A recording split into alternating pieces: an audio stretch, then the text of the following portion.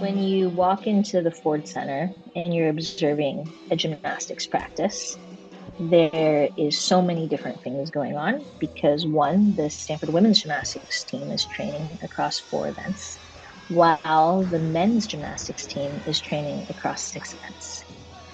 Even though you see a lot of people throwing their bodies around and flipping through the air, there is a very specific training plan and a very specific schedule that we're following. They're training for about 4 hours. It's about 45 minutes to kind of do a full body warm up. And then they go into rotations for each event. Depending on what the rotations are, they do about 45 minutes at each event. And at the end, there's about 30 minutes or 45 minutes dedicated to either conditioning or agility. Then after that, they'll do like a cool down and stretch. And there goes 4 hours. The strength required in gymnastics is not only physical, but I would say 90% of it is mental. And so I think those are things that we work on all the time. And especially in women's gymnastics, for women in sports, in order to perform well, they need to feel good about themselves. I actually lost the vault for the last 8 months. I've been trying to get it back. In those 8 months, we were trying to figure out like what would help me get this vault back. And then one thing we pinpointed was that I really lacked my confidence. I had lost all my confidence in this event. So in the past like 2 weeks, Tabitha has been every time before I vault, she'll ask like, okay, what is the goal for today? What are we trying to accomplish through this vault rotation? Usually the answer she was looking for would be like to build confidence, like that's all. So there's actually kind of a backstory behind this vault. I competed this vault, it's called a double twist senior chango, for 6 years in club gymnastics.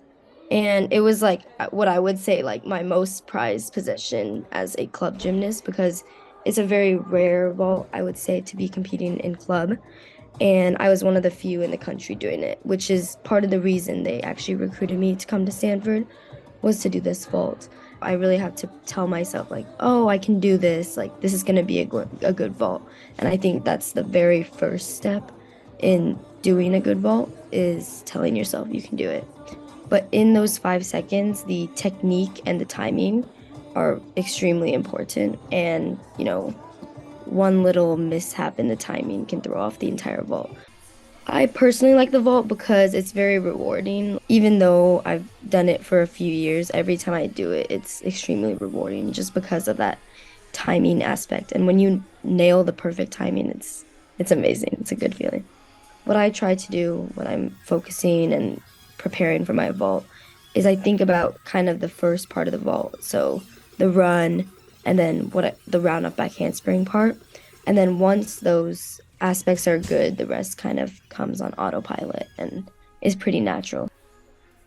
Once I get to the hurdle area, I focus on reaching straight so that the round off is in a straight line because that can throw you off if it's off.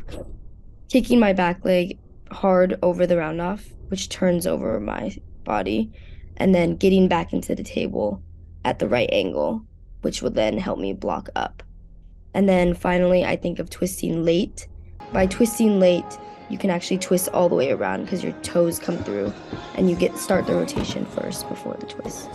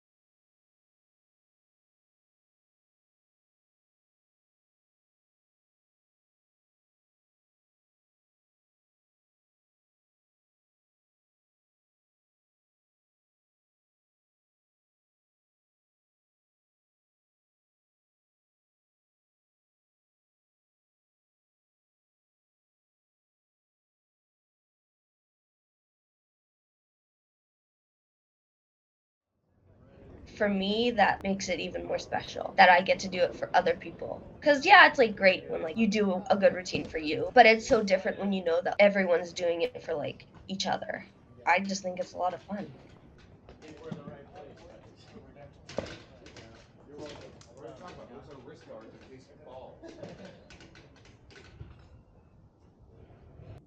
It's really important for us to make sure that they're prepared to recognize that gymnastics is something that they do, but it's not who they are. At the end of the day, our number one thing is that we're a family, because you're not going to remember every single performance you had. What you're going to remember is those silly little moments that you have with your team, and the fact that 20 years from now, those are still the greatest champions in your life.